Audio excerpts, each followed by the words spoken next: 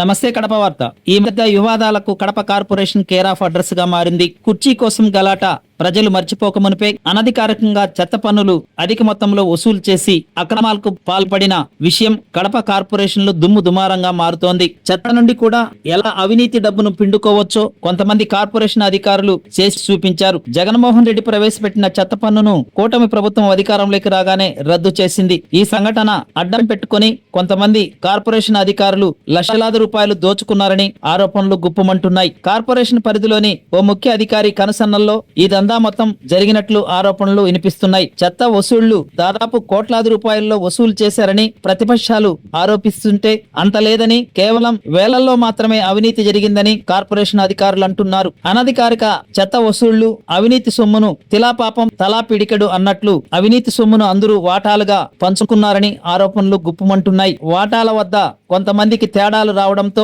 Commissioner బంగ్లాలో పేకాట వ్యవహారం బయటికి పొక్కిందని విమర్శలు వినిపిస్తున్నాయి. అవినీతికి అలవాటు పడిన కొంతమంది సిబ్బంది ప్రభుత్వం చెత్త పన్నును రద్దు చేసినా అనుచిత వసూళ్లలో చేతివాటం ప్రదర్శించి లక్షలాది రూపాయలు బొక్కేశారని ఆరోపణలున్నాయి. కడప మున్సిపల్ కార్పొరేషన్ పరిధిలోని చెత్త పన్నులో అవినీతికి పాల్పడిన 8 మంది సిబ్బందిని కార్పొరేషన్ సస్పెండ్ చేయడం జరిగింది. ఇందులో దినసరి కూలీలు కూడా ఉన్నట్లు తెలుస్తోంది. దీనికి బాధ్యుడైన అధికారిని ప్రభుత్వానికి సరెండర్ చేసినట్లు కూడా తెలుస్తోంది. వీరు కాకుండా ఇంకా అనేక మంది ఈ చెత్త పన్ను అవినీతిలో పాలు పంచుకున్న వారిపై వేటు పడాల్సి ఉందని తెలుస్తోంది. ఇంత పెద్ద మొత్తంలో ప్రజల సొమ్మును సిబ్బంది దోచుకుంటుంటే పై అధికారులకు ఎలా తెలియకుండా ఉంటుందని ప్రజలు ప్రశ్నిస్తున్నారు. గతంలో పనిచేసిన మున్సిపల్ అధికారులు ఉదయం నుండి సాయంత్రం వరకు కార్పొరేషన్ పరిధిలో జరిగే అన్ని వ్యవహారాలను క్షేత్ర స్థాయిలోకి వెళ్లి పరిశీలించేవారని, ఇప్పుడున్న అధికారులు కార్యాలయం నుండి కూడా కాలు కదపడం లేదని విమర్శలు గుప్పమంటున్నాయి. ప్రతిపక్ష నాయకులు కార్పొరేషన్ లో కోట్లాది రూపాయలు అవినీతి జరిగిందని గగ్గోలు పెడుతున్నారు. తిమింగలాలను వదిలేసి దినసరి కూలీలను బలి చేశారని వారు ఆరోపిస్తున్నారు. వాస్తవాలను పరిశీలిస్తే ఈ వ్యవహారం ఎప్పటి నుండో నడుస్తోందని ప్రజలు అంటున్నారు. ప్రొద్దుటూరు మున్సిపల్ కార్పొరేషన్ లో అవినీతి ఆరోపణలు ఎదుర్కొంటున్న ఓ ఉన్నత ఉద్యోగిని బదిలీ మీద కడప కార్పొరేషన్ కు తీసుకురావడం జరిగింది. ఇక్కడ పనిచేస్తున్న చాలా మంది అధికారులు వైసీపీ నాయకులకు కొమ్ముగాచిన వారేనని, వారి అవినీతిలో వీరికి కూడా భాగముందని అందరూ అంటున్నారు. కడప కార్పొరేషన్ లో వీరిదే హవా నడుస్తోందని బాగా విమర్శలు వినిపిస్తున్నాయి. ప్రతిపక్షాలు చెప్పుకుంటున్నట్లు కార్పొరేషన్ లో కోట్లాది రూపాయల కుంభకోణం నిజమా కాదా అన్న విషయాన్ని విచారణ జరిపి వాస్తవాలను వెలుగులోకి తీసుకురావాల్సిన బాధ్యత కార్పొరేషన్ అధికారులపై ఎంతైనా ఉంది.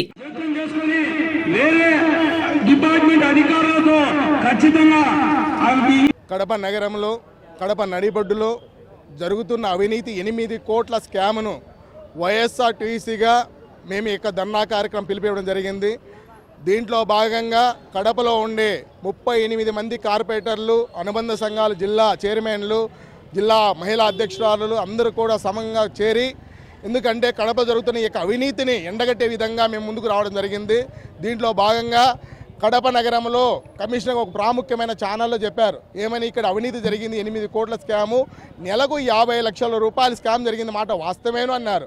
ఈరోజు చెప్తున్నారు ఉడతా భర్తీగా 8 మంది కింద స్థాయి నిరుద్యోగులు తీయడం అనేది చాలా దారుణమైన పరిస్థితి. పైనున్న ఎవరైతే తిమ్మింగలాళ్ళు పెద్ద పెద్ద చేపలను బయటికి తీయాల, కింద స్థాయి 10,500 రూపాయల జీతాలు పనిచేసే వాళ్ళ మీద చర్య తీసుకోవడం నిజంగా దుర్మార్గం. కమిషనర్ గారు 8 కోట్ల స్కామ్లో ఖచ్చితంగా ముందుకు చెప్పాల్సిందే, దీన్ని వదిలిపెట్టే పరిస్థితి లేదు. ఈ క్లాబ్ యూజర్ ఛార్జెస్ సంబంధించి కూడా మొన్న ఒకసారి చెప్పాము, కొంతమందిని అలా ఐడెంటిఫై చేశామని. దాంట్లో కూడా భాగంగా ఒకరిద్దరు సెక్రటరీస్ని సస్పెండ్ చేయడం జరుగుతూ ఉంది. అండ్ కొంతమంది అవకాశ మేస్త్రీలు కూడా దాంట్లో ఇన్వాల్వ్ అయి ఉన్నారని తెలిసింది. అటు దాంట్లో భాగంగా ఒక 3 మేస్త్రీలను కూడా వాళ్ళ విధుల నుంచి తొలగించడం జరుగుతూ ఉంది. ఏదైతే క్లాప్ యూజర్ ఫీజు కలెక్ట్ చేసుకొని దాన్ని వాళ్ళు మిస్యూజ్ చేశారో అటువంటి వాళ్ళ మీద, దీనికి సంబంధించి మానిటరింగ్ సరిగ్గా లేని కారణంగా పైన ఉన్న ఎస్ఐ మీద కూడా యాక్షన్ తీసుకోవడం జరుగుతుంది. అదేవిధంగా ఎంహెచ్ఓ కూడా షోకాజ్ నోటీస్ ఇవ్వడం జరుగుతూ ఉంది. ఎక్స్ప్లెనేషన్ బట్టి వాళ్ళ మీద ఫర్దర్ యాక్షన్ అనేది ఉంటుంది. సో దీన్ని ఫర్దర్గా మనం మీడియా ద్వారా అందరికీ తెలియజేశాం కాబట్టి ఇటువంటి ఎవరన్నా వస్తే మాకు ఇన్ఫర్మేషన్ తీసుకొని రావాలని. సో ప్రజలు ఇటువంటి వాటిని వెంటనే తీసుకొని వస్తే ఇది ఇనిషియల్గానే స్టాప్ చేసే అవకాశం ఉంటుందని కోరుకుంటున్నాము. Thank you. ప్రతి ఒక్కరూ తప్పనిసరిగా యూట్యూబ్లోకి వెళ్ళి కడప వార్తను లైక్ చేయండి, సబ్స్క్రైబ్ చేయండి. ఇట్లు మీ జి రమణయ్య, ఎడిటర్, కడప వార్త.